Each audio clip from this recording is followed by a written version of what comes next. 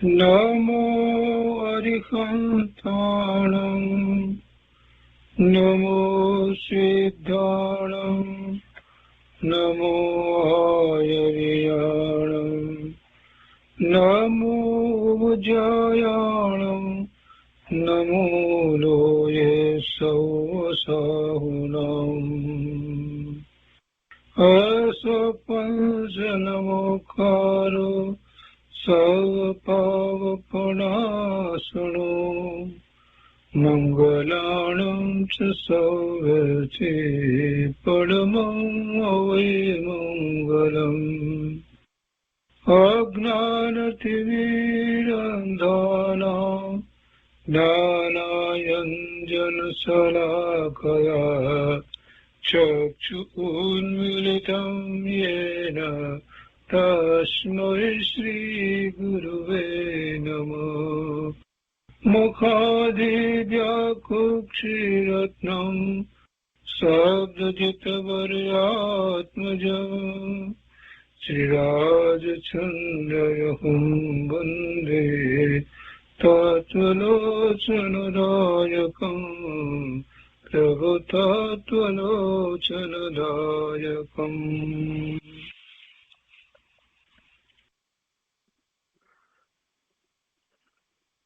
કૃપાળુદેવના વચનામૃતનું સ્વાધ્યાય, એમાં આપણે વર્ષ 23 પત્રોનું સ્વાધ્યાય કરી રહ્યા છીએ. પત્રાંક 140 સુધી સ્વાધ્યાય કર્યો છે. હવે આજે આગળ લઈએ છીએ. પુસ્તકમાં પાના નંબર 228, પત્રાંક 141. ભવાણિયા, દ્વિતીય ભાદ્ર, વદ 12, શુક્રવાર, સંવંત 1947. સૌભાગ્ય મૂર્તિ, સૌભાગભાઈ પ્રત્યે પત્ર લખાયો છે. કૃપાળુદેવ લખે છે કે વ્યાસ ભગવાન વધે છે કે ઈચ્છા દ્વેષ વિહીનેન સર્વત્ર સમચેતસા ભગવદ ભક્તિ યુક્તેન પ્રાપ્તા ભગવતી ગતિ.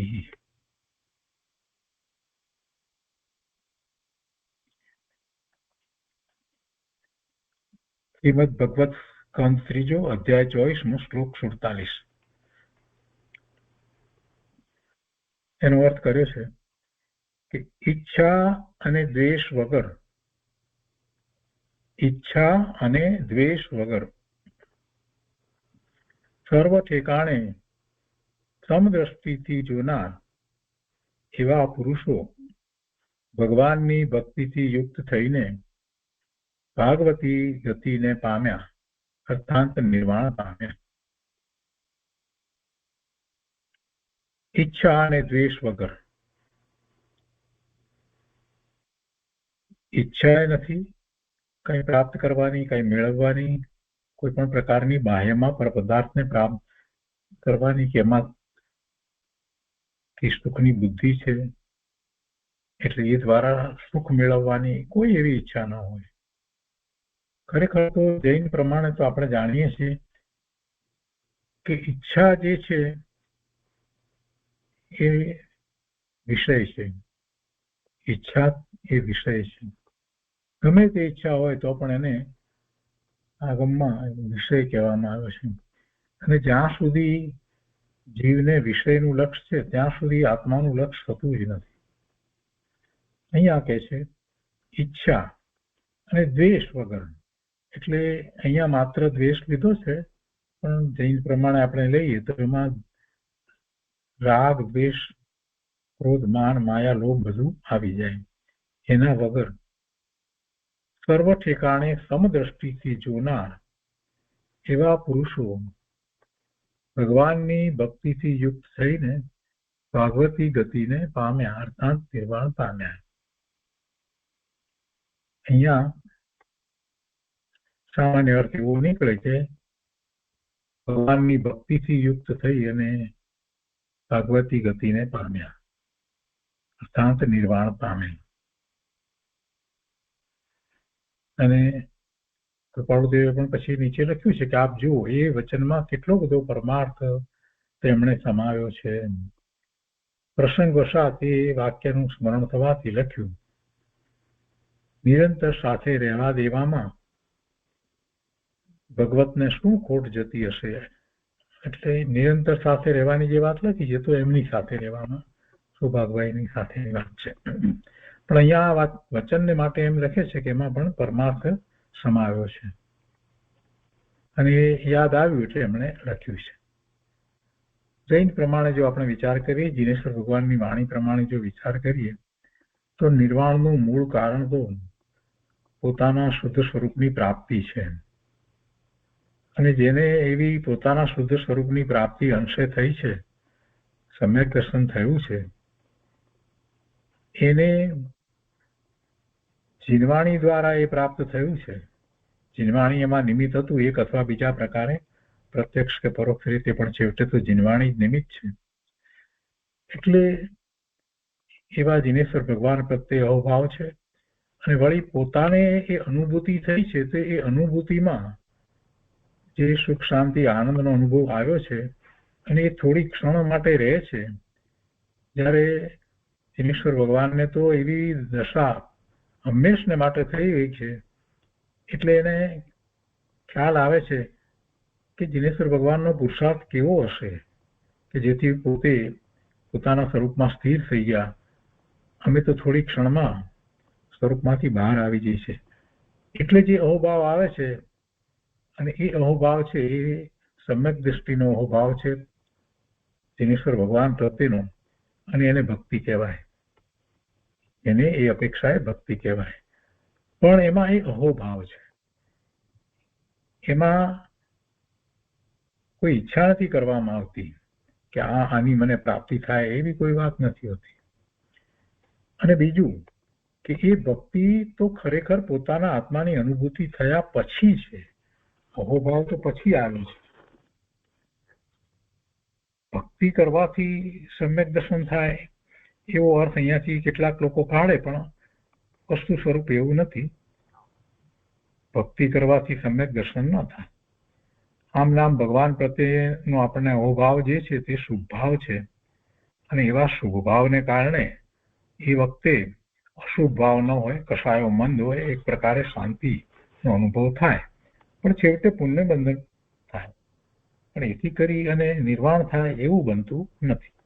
નિર્વાણનું કારણ તો રત્નત્રયની પ્રાપ્તિ, સમ્યક જ્ઞાન, સમ્યક દર્શન, સમ્યક ચારિત્ર, એવા પરિણામ જે પોતાના સ્વરૂપનું લક્ષ્ય કરતા થાય છે, અને પછી એવા જ પરિણામ વારંવાર કરતા કરતા કરતા આગળ વધતા વધતા છેવટે મુનિ દીક્ષા લઈ લે છે, અને સ્વરૂપમાં વિશેષ એકાગ્રતા કરે, સ્થિરતા કરે છે, ત્રેણી ચડી જાય છે, કેવળ જ્ઞાન પ્રગટ કરે છે, અને એમ એ કેવળી પરમાત્મા થઈ જાય છે. અને કેવળી પરમાત્માને 4 ઘાતી કર્મોનો ક્ષય થયો છે. અઘાતી કર્મો જે ઉદયમાં રહ્યા છે એનો કાળ પૂરો થતા એ નિર્વાણ પામે છે અને સિદ્ધ ગતિને પામે છે. એટલે આખી જે નિર્વાણની વાત છે એ રીતે છે. અહીંયા સામાન્ય અર્થ કરવામાં આવે છે, પણ એનાથી એમ ન માની લેવું કે ભગવાનની ભક્તિથી યુક્ત થઈ અને નિર્વાણ પામે, એમ ન માની લેવું. સર્વ ઠેકાણે સમદ્રષ્ટિથી જોનાર જે છે, તો એવી સમદ્રષ્ટિનો જયારે વિચાર કરીએ છીએ, તો સમદ્રષ્ટિ બધા પ્રત્યે એટલે શું? જીવ માત્ર પ્રત્યે અને પૂતગળ પ્રત્યે પણ હોવી જોઈએ. જીવ માત્ર પ્રત્યે સમદ્રષ્ટિ એટલે બધા ભગવાન આત્મા છે, પોતાની સમકક્ષ જ છે એવો ભાવ, અને એમાં પોતાના સ્વજનો, પોતાના જે અનુજો છે, એટલે કે પુત્ર પુત્રી વગેરે છે, કે પૌત્ર વગેરે જે છે, એ બધા માટે પણ એમ જ હોય. એમ ના હોય કે એ તો ઘણા નાના છે, મારાથી નાના છે, એવો વિકલ્પ ન હોય. બધા પ્રત્યે એવો, બધા ભગવાન આત્મા છે એવો ભાવ, અને એકલા જીવ પ્રત્યે નહીં, પરંતુ બધા પ્રત્યે, એટલે બધા જીવો પ્રત્યે અને બધા દ્રવ્ય પ્રત્યે. એમાં ખાસ કરીને પૂતગળ જે છે, પૂતગળ કે જેના પરમાણુનો સ્કંદ, એની રચના નવી નવી જે થાય છે, તો એમાં એક વિશિષ્ટ પ્રકારની દ્રષ્ટિ હોય કે છેવટે તો બધા પૂતગળ પરમાણુના સ્કંદ છે. એમાં પૂતગળ પરમાણુ જ રહ્યો છે, અને એ પરમાણુ મારું હિત પણ કરતો નથી, અહિત પણ કરતો નથી. અને એવી અનેક પ્રકારની રચનાઓ હોય તે છતાં પણ જીવ એમાં રંજિત થાય નહીં, અથવા તો એને એવી કોઈ પૂતગળની રચના કરવાનો પણ વિકલ્પ ઉઠે નહીં. એને એમ પણ વિકલ્પ ના ઉઠે કે આ જે પૂતગળ પરમાણુના સ્કંદરૂપ જે બધા પદાર્થો છે એ પદાર્થો એ કોઈને સુખનું કારણ થાય માટે હું એ આપું, કે આવા કોઈ વિકલ્પ ના ઉઠે. કેમ કે એમાં એને પૂતગળ પરમાણુ જ દેખાય એવી દ્રવ્ય દ્રષ્ટિ થઈ છે, અને એવી દ્રવ્ય દ્રષ્ટિ બધા જ દ્રવ્યો પ્રત્યે હોવી જોઈએ. બીજા 4 દ્રવ્ય તો પોતાનું જ પરિણમન કરે છે અને તો ખ્યાલમાં નથી આવતા, પણ જે ભૂતગળ એ અને બીજા જીવો એમના પ્રત્યે દ્રવ્ય દ્રષ્ટિ થાય ત્યારે સમદ્રષ્ટિ કહેવાય. દ્રવ્ય દ્રષ્ટિ વિના સમદ્રષ્ટિ થઈ શકે જ નહીં. જ્યાં સુધી પર્યાયની દ્રષ્ટિ છે ત્યાં સુધી એને વિકલ્પો આવે, અને એમાં એક પર્યાય અને બીજી પર્યાયની વચ્ચે એને તુલના થયા વગર રહે જ નહીં. તો સમદ્રષ્ટિ ક્યાંથી થવાનું? એટલે સમદ્રષ્ટિ જે કહેવામાં આવ્યું છે, જૈન અપેક્ષાએ જે આખી વાતનો વિચાર કરી, એ તો સમદ્રષ્ટિ તો એ જ થઈ શકે કે જેને દ્રવ્ય દ્રષ્ટિ થઈ છે તે, અને દ્રવ્ય દ્રષ્ટિ થઈ છે અને સમ્યક દર્શન થયું છે એ જ સમદ્રષ્ટિ છે. એટલે અહીંયા ભાગવતનો બધો શ્લોક લીધો છે, પણ આપણે એના ઉપરથી જે જીનેશ્વર કથિત મોક્ષ માર્ગની અંદર વસ્તુ સ્વરૂપ જે રીતે પ્રકાશ્યું છે, દિવ્ય ધ્વનિમાં જે વાત આવી છે એનો આપણે એ રીતે વિચાર કરી શકીએ, અને જે વાત આમાં કહી છે એનો વધારે સ્પષ્ટતાથી ભેદ પામી શકીએ. તો એ પત્રાંક 141 થયો. એ પછી પત્રાંક 142 છે. વવાણિયા, બીજો ભાદરવો મહિનો, વદ 13 શનિવાર 1946. આત્માનું વિસ્મરણ કેમ થયું હશે? આત્માનું વિસ્મરણ કેમ થયું હશે? થયું છે વિસ્મરણ, એ વાત નક્કી છે ને, ત્યારે જ એમ લખે ને કે આત્માનું વિસ્મરણ કેમ થયું હશે. આત્માનું વિસ્મરણ એટલે આત્મા ભૂલાઈ ગયો છે. તો આત્મા કેમ ભૂલાઈ ગયો? પહેલા તો એ વાતનો નિર્ણય કરવાનો કે ખરેખર આત્માનું વિસ્મરણ મને થયું છે, હું આત્માને ભૂલી ગયો છું. ક્યારથી ભૂલી ગયો છું? અરે ક્યારેય મેં એને યાદ કર્યો જ નથી, એને મેં સ્મરણમાં રાખ્યો જ નથી. ક્યારેક આત્માની વાત સાંભળી અને પછી પાછો હું દરેક વખતે આત્માની વાતને ભૂલી ગયો છે, એનું વિસ્મરણ થયું છે. આત્માનું સ્વરૂપ ક્યારેક કાંઈક થોડુંક સમજ્યો અને પાછો હું ભૂલી ગયો. આવું અનંતકાળથી થયું છે, અને એમ જ આત્માનું વિસ્મરણ થયું છે. એટલે આત્માનું લક્ષ નથી થયું, આત્માનું મહાત્મા પણ નથી આવ્યું, અને મુક્તિનો માર્ગ શું છે એની પણ સાચી સમજ નથી પડી. મુક્તિનો માર્ગ સ્વરૂપમાં છે, બહારમાં નથી. બહારમાં ક્યાંય મુક્તિનો માર્ગ નથી, પોતાના સ્વરૂપને વિશે મુક્તિનો માર્ગ છે. એટલે આત્માને વિશે જ મુક્તિનો માર્ગ છે. અને એવા માર્ગની શરૂઆત પણ એ રીતે જ થાય છે કે આત્માનું સ્મરણ કરી, આત્મા જેવો છે તેવો જાણી, અને એવો જ સ્વીકારી અને એનું લક્ષ્ય કરતા, ઉપયોગને એ તરફ વાળી દેતા એવા પરિણામ થાય છે. તો સમ્યક દર્શન થાય છે, અને ત્યાંથી જ મોક્ષ માર્ગની શરૂઆત થાય છે. એટલે આત્માનું વિસ્મરણ થવું જ ન જોઈએ. ભૂતકાળમાં થયું, અત્યાર સુધી થયું, એ મોટો દોષ છે. અને બાકી બીજું બધું જે કંઈ વર્તમાન પર્યાયની અંદર મલિનતાની આપણે વાત કરીએ છીએ, એ બધી મલિનતા વગેરે જે છે એનું કારણ પણ એ જ છે કે આત્માનું વિસ્મરણ રહ્યું. જો આત્માનું સ્મરણ થયું હોત તો પર્યાયની અંદર કોઈ મલિનતા કે કષાયો ઉત્પન્ન થાત જ નહીં. જેને આત્માનું સ્મરણ હંમેશા જ રહ્યા કરે છે એના કષાયો તો અતિ મંદ થઈ ગયા હોય છે. આત્માનું વિસ્મરણ કેમ થયું હશે? કોઈએ કરાવ્યું હશે. આત્માનું વિસ્મરણ કેમ થયું હશે? કોઈએ વિસ્મરણ કરાવ્યું હશે એટલે વિસ્મરણ થયું. કોઈએ મને એમ કહ્યું હશે, એમ મારા પરિણામ કોઈએ બદલ્યા હશે. વિચાર કરીએ તો ખ્યાલ આવે કે મને કોણ વિસ્મરણ કરાવે? જેનું સ્મરણ મારે કરવું છે તેનું સ્મરણ હું કરવા માટે સક્ષમ છું, સમર્થ છું. તો મને કોઈ વિસ્મરણ કરાવે એવું તો કોઈ છે નહીં. દુનિયામાં એવું કોઈ બળ નથી કે જે મને આત્માનું વિસ્મરણ કરાવી શકે. હા, એક વાત છે કે મારે વિસ્મરણ કરવું હોય તો મને એને માટેના નિમિત્ત કારણો ઘણા મળે. આત્માને ભૂલી જવા માટે બાહ્યમાં એટલા બધા નિમિત્ત કારણો પડ્યા છે કે સહેલાઈથી આત્મા ભૂલી જવાય. અને એમ જ જગતના બધા જ જીવોનું થયું છે. બધા જ જીવોને વિસ્મરણ એ જ રીતે થયું છે. જગતમાં જેટલા બધા નિમિત્ત છે એટલા નિમિત્ત છે કે એ નિમિત્ત નું લક્ષ્ય કરી અને પોતે પોતાને ભૂલી જાય. એ નિમિત્ત કાંઈ કહેતું નથી કે તું તારી જાતને ભૂલી જા, તું આત્માને ભૂલી જા, એમ કહેતું નથી.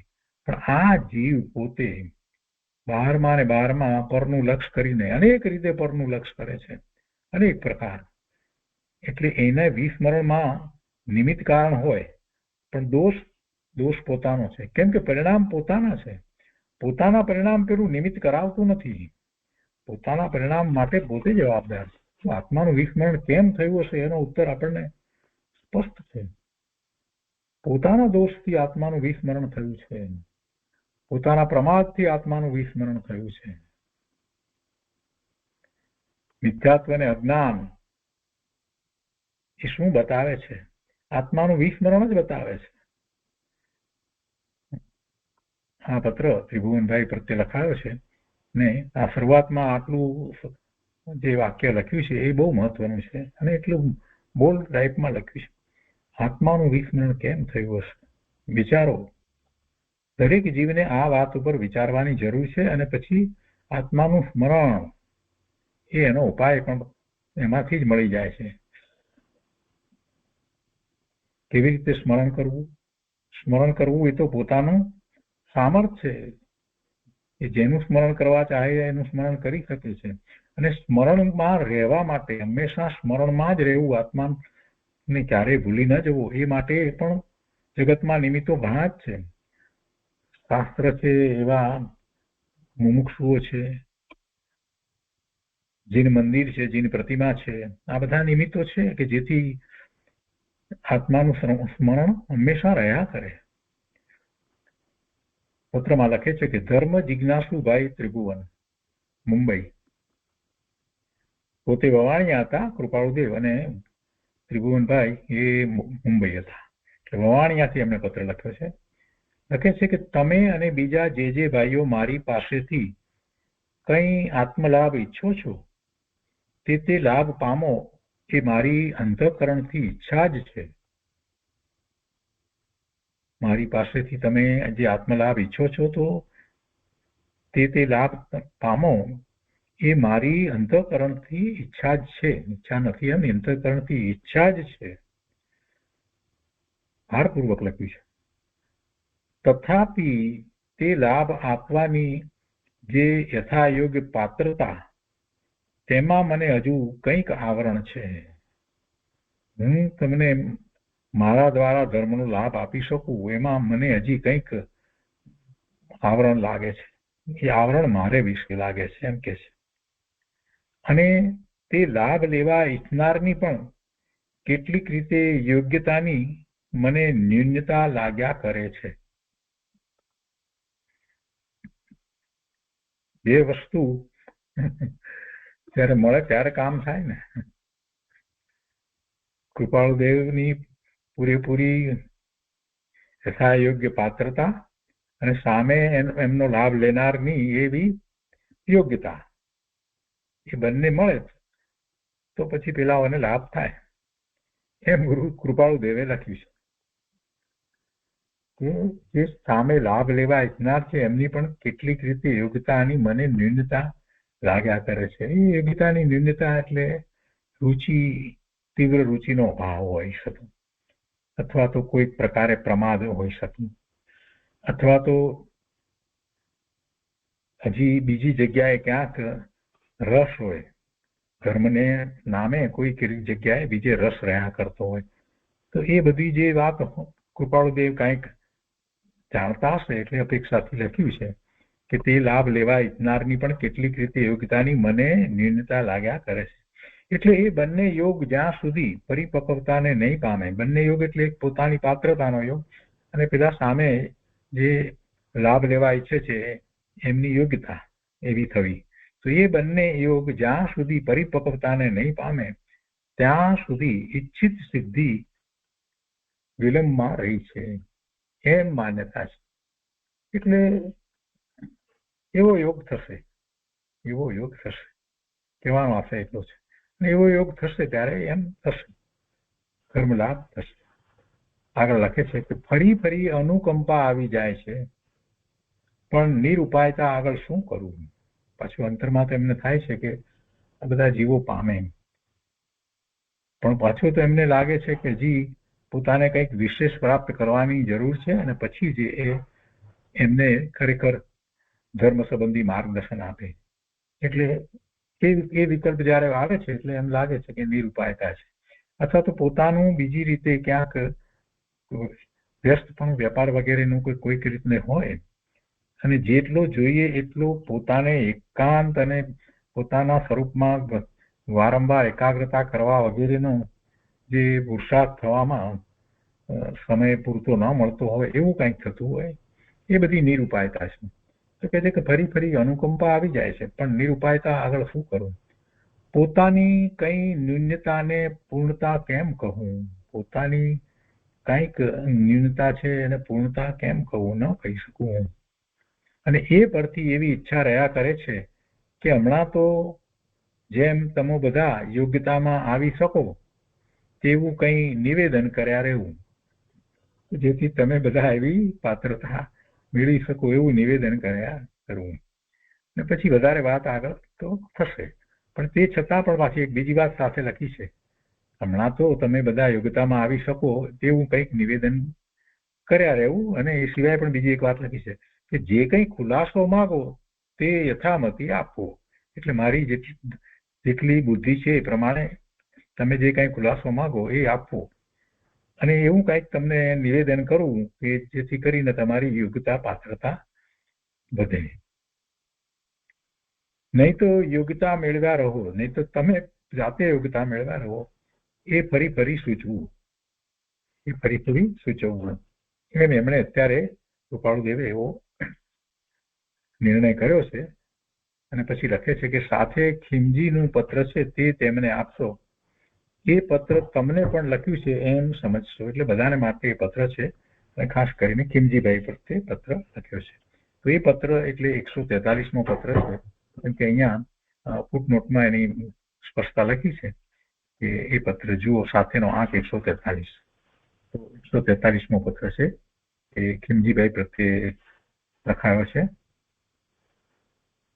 પણ બધાને માટે છે. ભવાણિયા, બીજો ભાદરવો, વદ 13 શનિવાર, સંવત 1946.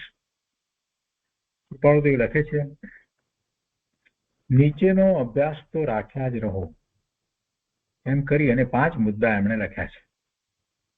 પહેલું, ગમે તે પ્રકારે પણ ઉદય આવેલા અને ઉદય આવવાના કષાયોને સમાવો. ગમે તે પ્રકારે પણ ઉદય આવેલા અને ઉદય આવવાના કષાયોને સમાવો. અહીંયા જે આવેલા જે લખ્યું છે, તો અહીંયા આપણે એક સમયના કષાયની જે પર્યાય જે છે, એક સમયમાં જે પર્યાય કષાય ભાવે થવાની પર્યાય, એ જે આગમ પ્રમાણે જે લઈએ છે એના કરતા અહીંયા એવી ને એવી કષાય ભાવ વારંવાર થયા કરે છે, તો એવી દશા એમ લેવું છે. એટલે એમ ઉદય આવેલા, ગમે તે પ્રકારે પણ ઉદય આવેલા, એટલે વારંવાર એવા ઉદયમાં આવતા કષાયો થતા હોય તો એને સમાવો, અને ઉદય આવવાના કષાયોને સમાવો. ઉદય આવવાના છે કષાયો એ કેવી રીતે ખબર પડે, પણ એમાં પણ બધું વ્યવહારનું વચન છે કે જે એવી દશા રહેતી હોય કે જેથી કરીને વારંવાર જીવને એવા ક્રોધ, માન, માયા, લોભના ભાવ થતા હોય. એ 4 કષાય છે. અને પેલા 9 કષાયો, રતિ, અરતિ, ભય, જુગુપ્સા, હાસ્ય, શોક, ત્રિવેદ, પુરુષ વેદ અને નપુંસક વેદ, એ 9 કષાયો.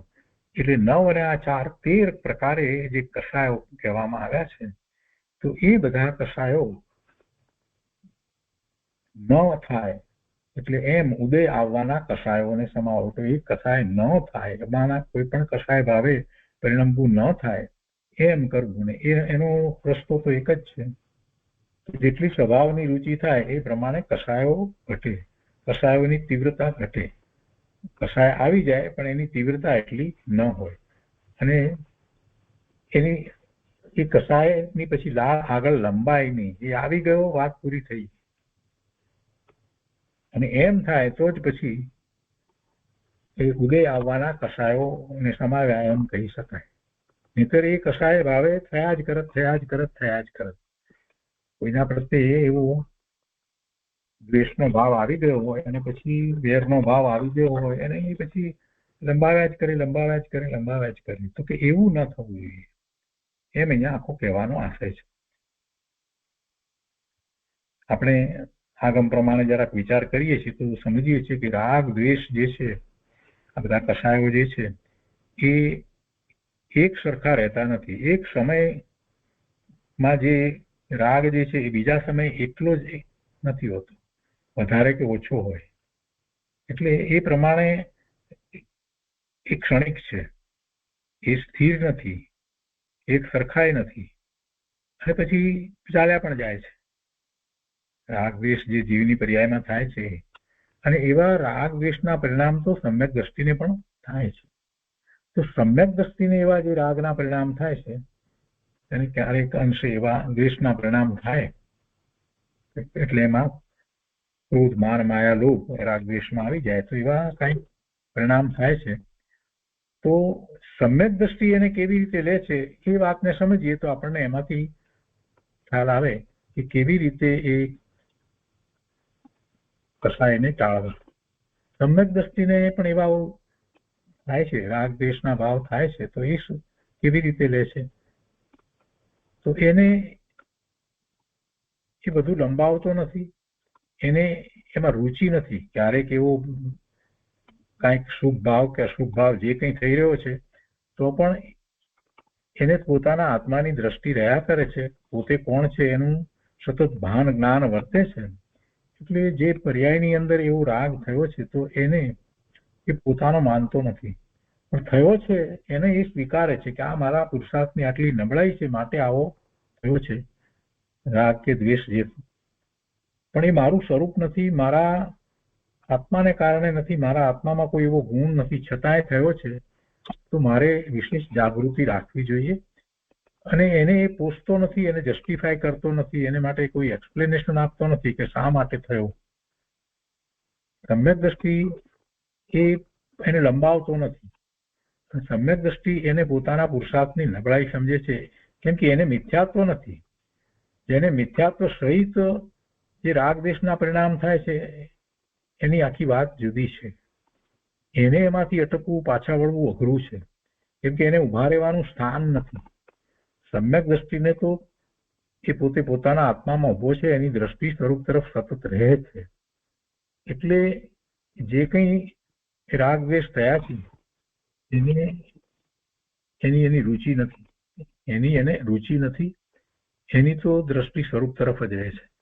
પણ આ વાતને સમજવાથી કંઈક અંશે જેને સમ્યક દર્શન નથી થયું અને જે એવો પુરુષાર્થ કરી રહ્યો છે એને પણ એ જે રીતે એ માર્ગ અપનાવે તો જરૂરથી લાભ થાય. અને એ પ્રકારે એ ઉદયમાં આવેલા જે અહીંયા કહ્યું છે કૃપાળુ દેવી રીતે ઉદયમાં આવેલા અને ઉદયમાં આવવા યોગ કસાયોને એ સમાવી શકે. બીજી વાત છે, સર્વ પ્રકારની અભિલાષાની નિવૃત્તિ કર્યા રહો. સર્વ પ્રકારની અભિલાષાની નિવૃત્તિ કર્યા રહો. ઈચ્છા, અભિલાષા, મહત્વાકાંક્ષા એ બધું જે છે એની નિવૃત્તિ કર્યા રહો. સામાન્ય રીતે વિદ્યાર્થીઓને મહત્વાકાંક્ષા રાખવી એવું શીખવાડવામાં આવે છે. અહીંયા આખી જુદી વાત છે કે કોઈ આકાંક્ષા ના રાખવી.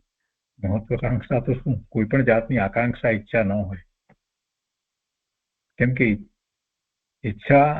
એક ઈચ્છા પૂરી થાય ત્યાં બીજી ઈચ્છા ઉત્પન્ન થયા વગર રહેતી જ નથી.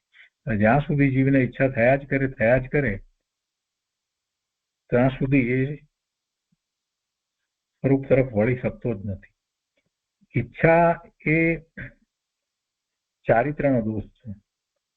ઈચ્છા થવી એ ચારિત્રનો દોષ છે.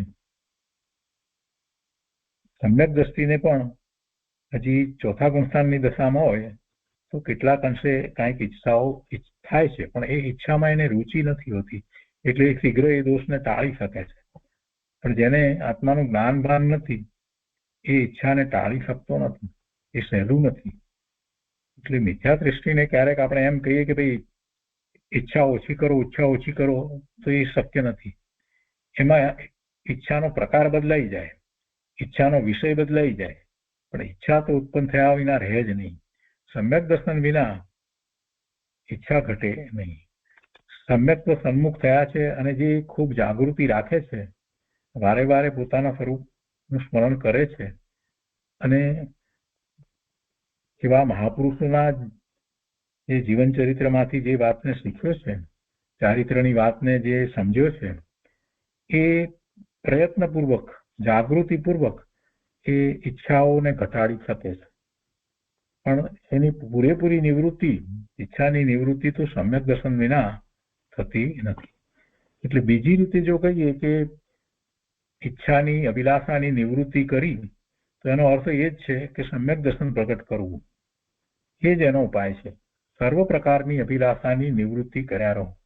હવે અહીંયા કોઈક જેને શાસ્ત્રનો અભ્યાસ નથી અને એવો પ્રશ્ન થાય કે અભિલાષાની નિવૃત્તિ કર્યા કરો એટલે શું મોક્ષ માર્ગની અભિલાષા પણ છોડી દેવી?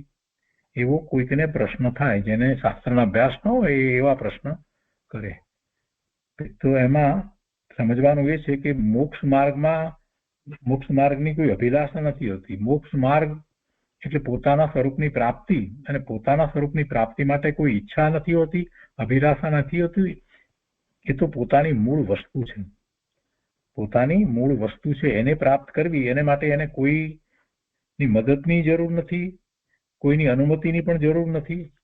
એ તો એનું સત્વ છે, તત્વ છે, પોતાની વસ્તુ છે. એટલે એમાં અભિલાષા ઈચ્છાનો પ્રશ્ન જ નથી. જેમ કે વ્યક્તિને કોઈના બીજાના ઘરમાં પ્રવેશ કરવો હોય તો એને પૂછવું પડે, અથવા તો બહારમાં ક્યાંક કોઈક જગ્યાએ જવું હોય તો એને માટે એને ઈચ્છા વગેરે કરવી પડે, પણ પોતાના ઘરમાં આવવા માટે થઈને કંઈ કરવાની જરૂર નથી. એ સહજ છે. એટલે એવી રીતે મોક્ષ માર્ગની બાબતમાં કોઈ અભિલાષા, ઈચ્છા વગેરે વાત હોતી નથી. અહીંયા સર્વ પ્રકારની અભિલાષાની નિવૃત્તિ કર્યા રહો એ વાત જે કરી છે, એમાં એક જ વાત છે કે 5 પ્રકારના ઇન્દ્રિયોના વિષયો જે છે એની જે ઈચ્છાઓ જીવને થાય છે એની નિવૃત્તિ કરવી. કેમ કે ઈચ્છાની સાથે પરિગ્રહ રહેલો છે. ઈચ્છાની પૂર્તિ કરવા માટે જીવ પરિગ્રહ વધારતો જાય છે. એટલે જ્યાં સુધી ઈચ્છા છે ત્યાં સુધી પરિગ્રહ પણ જશે નહીં. ત્રીજી વાત લખી છે કે આટલા કાળ સુધી જે કર્યું તે બધાથી નિવૃત્ત થાવ, એ કરતા હવે અટકો.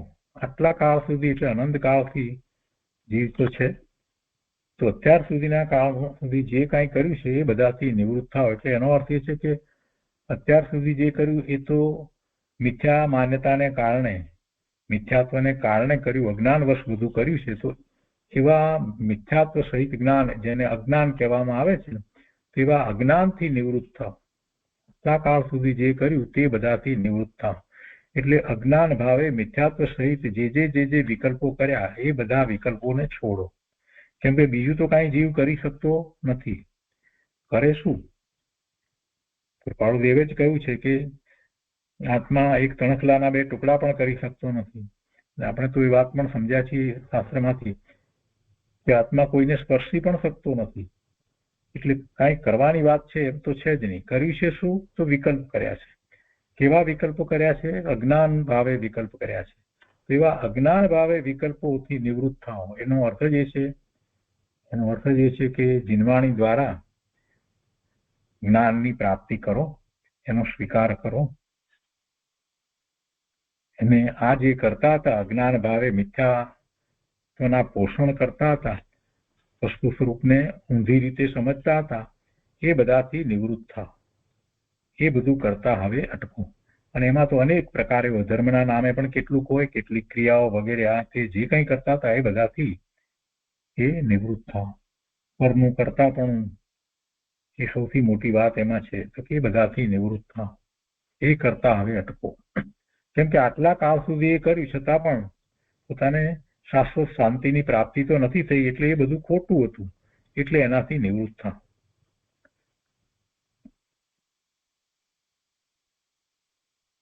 અહીંયા જે વાત લખી છે એમાં કૃપાળુદેવે સામાન્ય વાત લખી છે, કેમ કે જેમની ઉપર લખાયું છે એમનું વર્તમાન જીવન કૃપાળુદેવ જાણતા હોય, એટલે જે રીતે એમને પ્રવર્તન થતું હતું અત્યાર સુધીનું, તો એ બધી વસ્તુને છોડી અને સાચા ધર્મના માર્ગમાં આવો એમ ખાસ તો કહેવાનો આશય છે. પણ આપણે એમાંથી આખો જુદી રીતે વિચાર સમજી શકીએ છીએ કે અનંતકાળમાં જે કર્યું છે એ બધું જે કર્યું એમાં કાંઈ સાચું કર્યું નથી, મિથ્યાત્વ છોડ્યું નથી અને મિથ્યાત્વને જ પોષ્યું છે, તો એનાથી નિવૃત્ત થાઓ એવો પરમાર્થ અર્થ પ્રાપ્ત થાય છે. પછી ચોથી વાત છે કે તમે પરિપૂર્ણ સુખી છો એમ માનો અને બાકીના પ્રાણીઓની અનુકંપા કર્યા કરો. આમાં જેને આત્માના સ્વરૂપને જાણ્યું છે, શાસ્ત્ર દ્વારા સારી રીતે જેને જાણ્યું છે, એ જ એવો નિર્ણય કરી શકે કે પોતે સુખી છે, પોતાની અંદર સુખ સિવાય બીજું કાંઈ નથી, આનંદ, સુખ, શાંતિ, નિર્મળતા, સત્તા બધું ભર્યું પડ્યું છે, એટલે પોતે શક્તિ રૂપે પૂર્ણ સુખી છે. પર્યાયમાં એને પ્રગટ કરવાનું છે. અને વર્તમાનમાં જે દુઃખ છે એનું કારણ જે પોતાની ઊંધી માન્યતા છે, ખોટી માન્યતાને કારણે એ દુઃખી થાય છે. જ્યાં જે વસ્તુ નથી ત્યાં તેને માને છે, જે સુખનું કારણ નથી ત્યાં સુખનું કારણ માને છે, એમ અનેક પ્રકારે એ મિથ્યા દ્રષ્ટિ કરી અને દુઃખી થાય છે.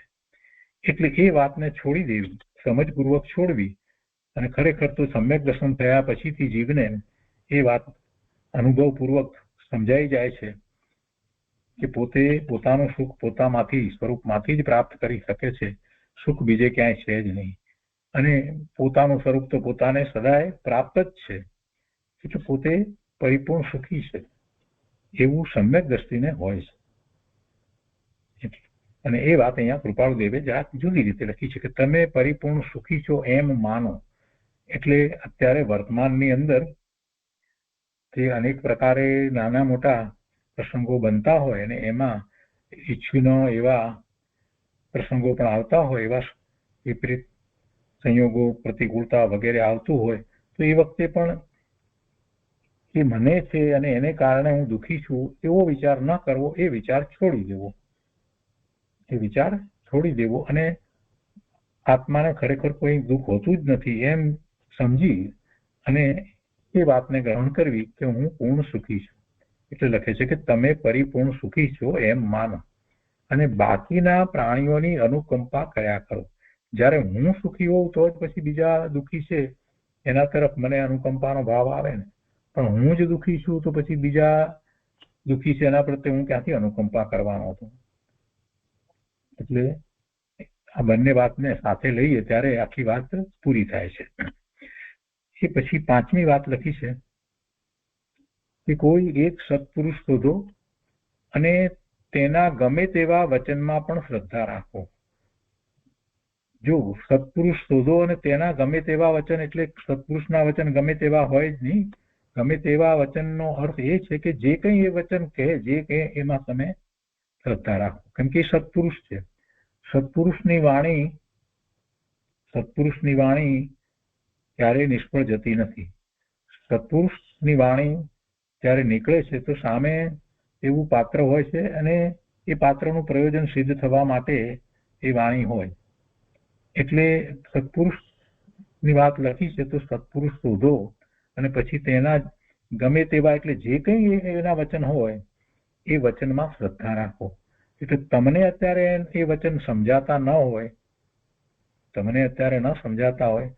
એમ લાગતું હોય કે આવું વસ્તુનું સ્વરૂપ હશે, આ રીતે હશે, તો પણ એમાં એમના વચનમાં શ્રદ્ધા રાખો. એટલે એ અપેક્ષાથી ગમે તેવા વચન લખ્યું છે. સત્પુરુષની આજ્ઞા અને એમના વચનો જે છે એ પહેલા ન સમજાય એમ બને, પણ પછી ખ્યાલ આવે છે કે પોતાના હિતને માટે જે વચન કહેવાયા છે એ એમ જ છે. એટલે શરૂઆતમાં ન સમજાયું હોય તો પણ જો સત્પુરુષ જે નિર્ણય થયો છે તો એમના વચનમાં શ્રદ્ધા રાખવી. એટલે એમ એ ગમે તેવા વચનમાં પણ શ્રદ્ધા રાખો. અને આ વાત મહત્વની છે. જે ધર્મ પામ્યા છે એ બધા સત્પુરુષના વચન દ્વારા પામ્યા છે. આપણા આદ્ય ગુરુ તીર્થંકર ભગવાન કેવળી પરમાત્મા, જેમની દિવ્ય ધ્વનિમાંથી ગણધર ભગવાને આ 12 અંગ અને 14 પૂર્વની રચના કરી, એ જીનવાણી, અને એ જ જીનવાણી પહેલા મૌખિક રૂપે અને પછીથી એ આચાર્ય ભગવાને શાસ્ત્ર રૂપે આપણને આપી. તો એ બધા સત્પુરુષ છે. તીર્થંકર ભગવાનથી શરૂ કરી અને એ ભાવલિંગી મુનિઓ બધા સુધી બધા જ એ સત્પુરુષ છે. અને એમને આપણને જે કંઈ આજ્ઞા કરી હોય, બોધ આપ્યો હોય, અને એમાં કોઈક વાત ન સમજાતી હોય તો પણ એમાં શ્રદ્ધા રાખી અને એને અનુસરવાનો પ્રયત્ન કરવો. ન સમજાય તો ફરીથી પૂછી દે, પણ જે વાતને છોડવી નહીં, એમાં શંકા ન કરવી. કદાચ આશંકા થાય પણ શંકા તો કરવી જ નહીં, પૂરેપૂરી શ્રદ્ધા રાખવી. કેમ કે એ સત્પુરુષની વાત છે. સત્પુરુષનું વચન નિષ્ફળ ન જાય એવી મનમાં શ્રદ્ધા રાખવી. એટલે કહે છે કે કોઈ એક સત્પુરુષ શોધો અને તેના ગમે તેવા વચનમાં પણ શ્રદ્ધા રાખો. હવે એના પછી આગળ કહે છે કે એ પાંચે, એટલે આ 5 જે વાક્ય કયા, એ પાંચે અભ્યાસ અવશ્ય યોગ્યતાને આપે છે. આ પાંચે વસ્તુનો અભ્યાસ કરવામાં આવે, જે કહેવામાં આવ્યું છે એનો અભ્યાસ, તો એ અવશ્ય યોગ્યતાને આપે છે. એને કારણે તમારી એવી યોગ્યતા, પાત્રતા થાય છે જેથી તમે મોક્ષ માર્ગમાં પદાર્પણ કરી શકો. એટલે આમાં તો પરમાર્થ સમાયો છે. અને આગળ લખે છે કે 5માં એટલે પહેલા 4 પછી 5મું જે છે, તો 5માં વળી 4 સમાવેશ પામે છે. એટલે સત્પુરુષના વચનમાં શ્રદ્ધા રાખો તો સત્પુરુષ પણ તમને આ જે ઉપર જે 4 કયા છે એ વાત જ કહેવાના છે. એટલે 4 એમાં આવી જાય છે, એમ કે છે. 5માં વળી 4 સમાવેશ પામે છે, એમ અવશ્ય માનો. અધિક શું કહું, ગમે તે કાળે પણ એ 5મું પ્રાપ્ત થયા વિના, એટલે સત્પુરુષ, ગમે તે કાળે પણ એ 5મું પ્રાપ્ત થયા વિના, સત્પુરુષના વચન પ્રાપ્ત થયા વિના આ પર્યટનનો કિનારો આવવાનો નથી. એટલે આ ભવના ભ્રમણ રૂપી જે પર્યટન થઈ રહ્યું છે એનો પાર આવવાનો નથી. બાકીના 4 એ 5મું મેળવવાના સહાયક છે. જો બીજી રીતે પણ વાત લઈ લીધી, પેલા સત્પુરુષ નું નિમિત્ત કોને મળે છે? પેલા 4 પ્રમાણે વર્તી અને એવી પાત્રતા જે પ્રગટ કરે છે, તો એને પછી ખૂબ રુચિ થાય છે આત્માની, ધર્મની, શુદ્ધ સ્વરૂપની, તો એને પછી એવા નિમિત્ત તરીકે સત્પુરુષ પ્રાપ્ત થાય છે. એટલે કહે છે કે બાકીના 4 એ 5મું મેળવવાના સહાયક છે. 5મા અભ્યાસ સિવાયનો, તેની પ્રાપ્તિ સિવાયનો બીજો કોઈ નિર્વાણ માર્ગ મને સૂઝતો નથી. અને બધાય મહાત્માઓને પણ એમ જ સૂઝ્યું હશે, સૂઝ્યું છે. સત્પુરુષની નિદ્રા ઉપર વધારે મહત્વ આપ્યું છે. હવે જેમ તમને યોગ લાગે તેમ કરો, એ બધાની તમારી ઈચ્છા છે, તો પણ અધિક ઈચ્છો. ઉતાવળ ન કરો.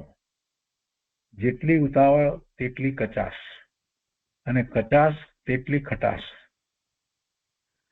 આ અપેક્ષિત કથનનું સ્મરણ કરો. ઉતાવળ ન કરો, ઉતાવળ તેટલી કચાશ, અને કચાશ તેટલી ખટાશ. ફળમાં એમ જ હોય છે ને, ઉતાવળે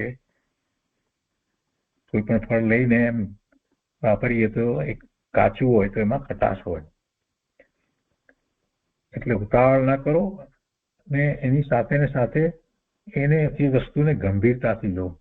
એટલે કે હવે જેમ તમને યોગ્ય લાગે તેમ કરો, એમ કહીને કહી દીધું કે આ વાતને અમે તો આટલું બધું લખ્યું, પણ હવે એને તમે ગંભીરતાથી લેશો તો બરાબર છે. એ બધાની તમારી ઈચ્છા છે, એ બધાની, એટલે આ બધું જે છે એની આ 5ની તમારી ઈચ્છા છે, તો પણ અધિક ઈચ્છો, વધારે ને વધારે ઈચ્છો, એ જ પ્રમાણે વર્તો અને ધીરજ રાખો, ઉતાવળ ન કરો. એમ બહુ સરસ માર્ગદર્શન કૃપાળુદેવે ખીમજીભાઈને આપ્યું છે, અને એ બધાને માટે લખ્યું છે. અને છેલ્લું વાક્ય લખે છે કે પ્રારબ્ધથી જીવતા રાયચંદ્રના યથા યોગ્ય. પ્રારબ્ધથી, તો પ્રારબ્ધ જે રીતે છે તે રીતે, પણ પોતે તો પોતાનું સ્વરૂપ, પોતાના સ્વરૂપનું જ લક્ષ્ય કરીને રહ્યા છે. બહારમાં જે ઉદય આવે છે તે ઉદય અનુસાર એ દેખાય છે, પણ ઉદયની સાથે જોડાતા નથી. એમ એ પ્રારબ્ધથી જીવે છે. તો એ રીતે 143મો પત્ર પૂરો થયો. આજનો સ્વાધ્યાય આપણે અહીંયા સુધી રાખીએ છીએ.